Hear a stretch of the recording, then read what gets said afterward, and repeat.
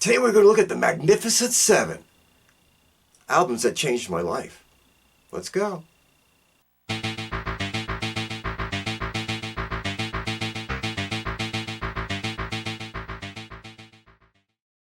Okay, everybody, I thought we would do something fun and mix it up a little bit today and take a look at the 7 albums that made the biggest impact on my life. Now, let me state a couple things before I dig into this anymore. One, keeping with the channel's theme, these are the albums that really fall before the year 2000. And let's face it, most of our music love and forming years happened before the age of 30, so for me, that makes sense anyway. Also, these might not be the best albums each one of these bands put out, but it was the right album at the right time to where it had the biggest impact on my life. Also, one last thing needs to be said. This isn't about all of what I think or what I care about. This is me just kicking the ball into play.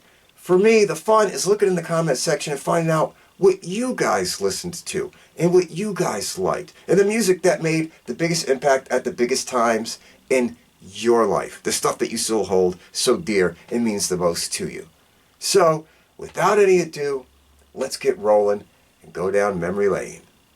Okay, 1980, 10 years old, hitting that age where you start to say, I want my music, not my mother's and my grandmother's and all that. And you're looking to find something, and all of a sudden something comes on your radar. And for me, that was Adam and the Ants, Kings of the Wild Frontier.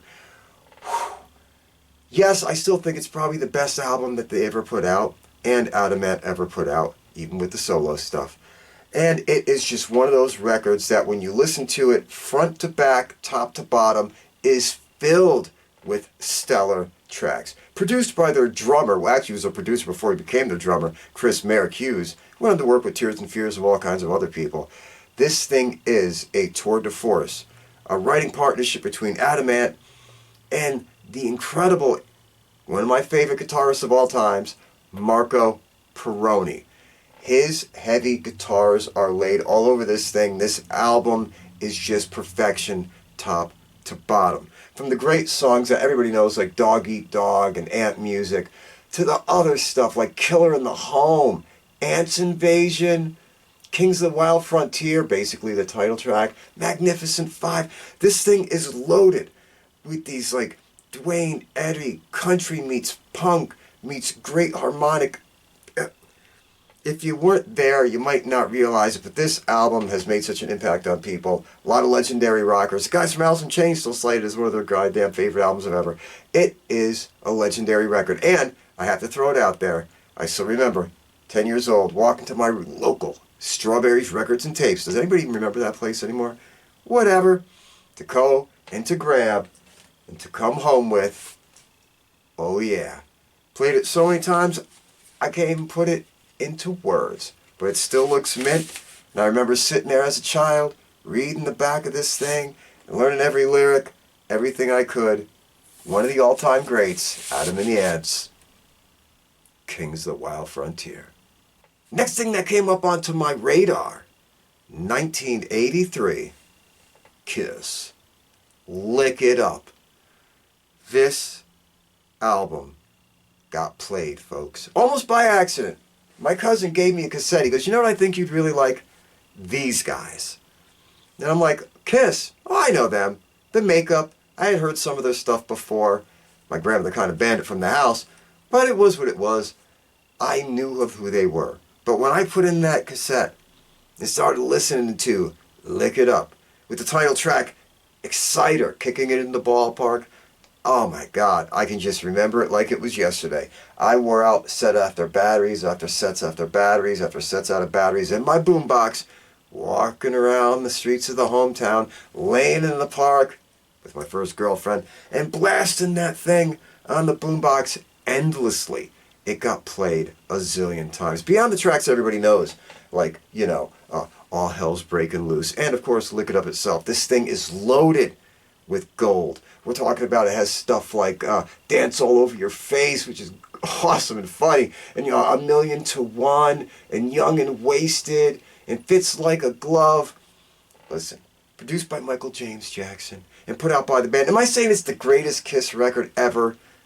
No, hell, the one before it, Creatures of the Night, might have actually been better. But this thing is gold.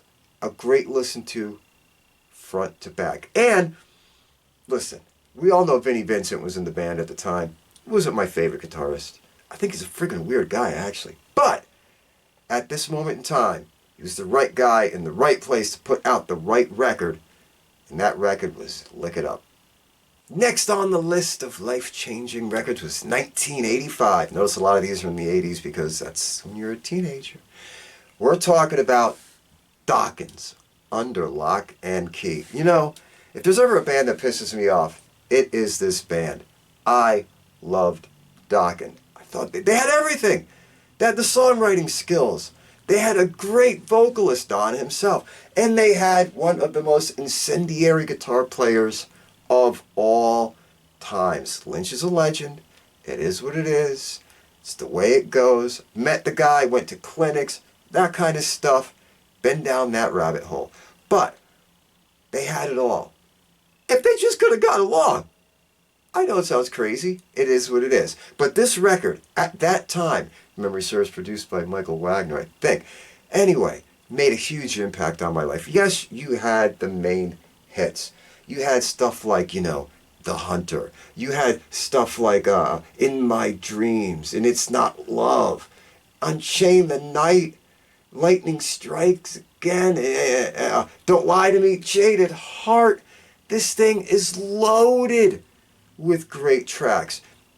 The guitar solo on In My Dreams is just magic alone. So, why couldn't you guys get along? Next album that really landed on my radar, it was 1986, but it was really a compilation album, which I hate to use, but it's true, it was, from 1981, and we are talking about Queen's Greatest Hits. I played this thing a lot. Actually, what happened was I wound up getting a Kind of Magic, and then I'm like, I gotta go back and see it, and I grabbed the Greatest Hits record, and I went on a binge. And then gradually bought the whole catalog and the whole 9 yards. Used to work for a record company. It is what it is. I had everything. But Queen's Greatest Hits really threw me into the whole rabbit hole. And I played that album like nuts. I don't need to go over all the hits on it. You know them. You know We Will Rock You and We Are Champions and Bohemian and all those songs. Crazy Little Thing. It doesn't matter. They were all there. And they were all great tracks. Queen is just one of those bands. They made such an impact. They left such a legacy. And they had such important pieces. Let's face it, folks. Without Freddie, without Brian, without Roger, and without Mr. John Deacon himself, that band never would have been what that band was. It needed all four people. That's why, to me, I don't even pay attention to it anymore. It's not Queen anymore. It's whatever they're doing with it. But at the time, with those four guys, all individual songwriters, all hit makers, what they were putting out, and what that album meant to me was just insane. And it threw me down the Queen rabbit hole like you would not believe. I shouldn't say one of the few bands I own everything they ever did. But, damn it, there's not that many where I own everything. With them, I owned everything.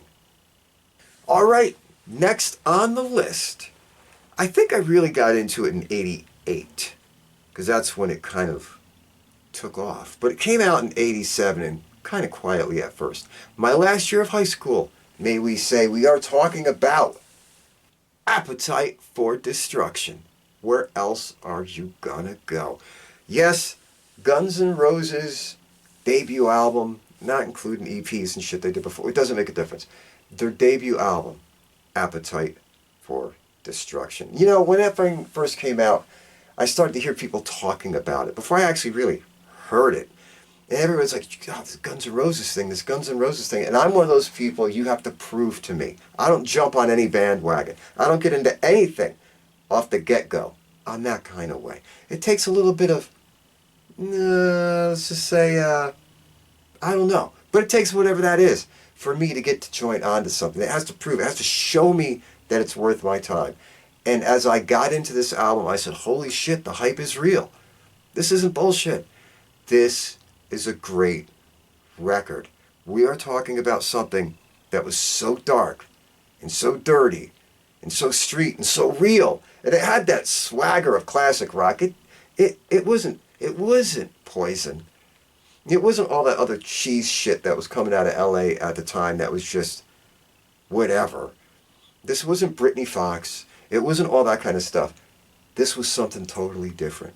It had that rock and roll swing, that swagger, that Aerosmith type of sensibility. This thing was perfection. Obviously, the title track we all know. Obviously, Sweet Child of Mine went on to be like the big radio, get all the girls there and everybody happy type of hit. But there was so many other great songs, from My Michelle to the immortal, amazing, which I can still play to this day, Rocket Queen. Oh, Jesus, does it get better than that? Anyway, 1987's, which for me landed in 88. 87, 88 was my last year of high school, started 87, graduated 88. Appetite for Destruction. Can't tell you how many times I played it. It was rather insane, really. All right, now we're going to go to 1990, 1991-ish for another compilation record. I hate to hit you with that, folks, but it was. And it was a box set of 4 CDs that I got a hold of. I'd loved them before, but this thing was gold. Tales from the Brothers Gibbs.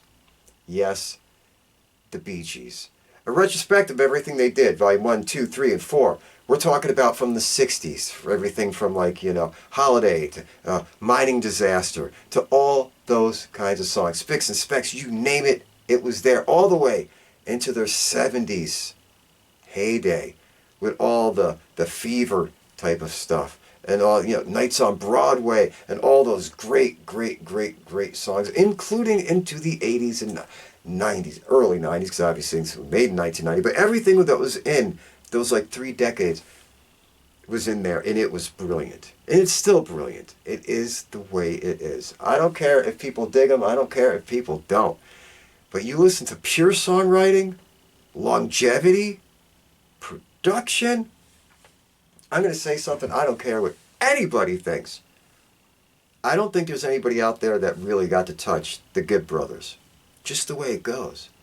For decades of having hits, for hits written for other people, for hits for themselves, to the sheer zenith of their career in the later 70s, where it just exploded to the point where it almost wrecked the rest of their career because it was too big. I don't know if anybody ever really can match that. I mean, come on, the Beatles was 6 years old. That was it. 6 years old, it was over. The size of this, the length of it, the success of it. I don't think anybody's really done that before or since. And finally, we go to 1994, to what is probably, no, it is, my favorite album of all times. Produced by Brendan O'Brien. Basically, just let the band kind of go ahead and do what they were going to do. We are talking King's X, Dog Man. If you haven't heard it, if you don't know it, look it up and listen. These guys simply are, if not the best band of all time, in my opinion. They're up there, even though they're not known, even though they never really broke through, even though they never had major radio hits. When it came to songwriting, when it came to delivering, when it came to simply making you groove, nobody matched them. Before, I don't think, or since, I don't think. And the whole introduction a few years earlier with albums like Out of the Silent Planet and Gretchen Goes to Nebraska and all that kind of stuff, and making drop D tuning almost like a staple. But not a staple because they couldn't play anything more complex. These guys were insane musicians. But for a sound and a groove, sometimes even credited with starting the whole vibe and sound of grunge itself, King's X. Go listen to the album Dog Man. I drove everybody nuts at the record company, playing this thing over and over and over and over. They almost couldn't take it. At my desk, when you went in there, it was Dog Man. All the time, every time. Still probably the most listened to album I've ever done. Beyond the title track, Everything on this is a gem. There is no skip button. There is no skip ahead with this thing. Every piece of song is magic. Shoes, Pretend, Fool You, Complain, Cigarettes. Well, actually, before I say the last title of the last song, I'm going to give you one little thing. When this record came out, the way I found out about it, I was sitting in my car. I was leaving work. Started driving. The local college station started playing this song. Song's name, well, I'll tell you in a second. I heard it. It grooved so heavy and so hard. I'd never heard anything like it, ever. And the only time in my life I pulled over in a car, waiting for them at the end of the song to tell me who the hell that band was that I just heard. What I just listened to. And all of a sudden the kid comes on the radio, local college station, I think it was Siena, actually wound up saying, and that was Pillow by King's X. I'm like, what? Didn't they write that Over My Head song a few years ago that was kind of cool?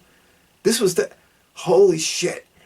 Went to work the next day, and in our inventory of hundreds of thousands of albums, looked it up, bought it, next day went back, bought everything they ever did, and was hooked since. Check it out. Sheer perfection. It's one of the hardest slamming things I've ever heard in my life. King's X Dog, man. All right, everybody. That was our little fun jaunt down memory lane. Yes, there's been other great albums that had an impact on me. Kiss Alive, Billy Idol's Rebel Yell. Shit, there's a lot of them. But these are the 7 that landed in the right place at the right time, that just made an impact on me, and I could not get over it. And they changed what I thought music could be or was up until that point. Sure, a lot of other great stuff. Go through a lot of the Who catalog, do a lot of things. But these are the ones that made their mark at that moment. Anyway, folks, leave your comments below, but most importantly, leave your list. The albums that meant something to you, that still take you back to that special place, that still make you groove and rock out like none other. Leave them below. Let's have a conversation. Everybody be good, take care, stay out of trouble, be kind to a stranger, be there for a friend. And most of all, never, and I mean never, take any bullshit from anybody. See you soon.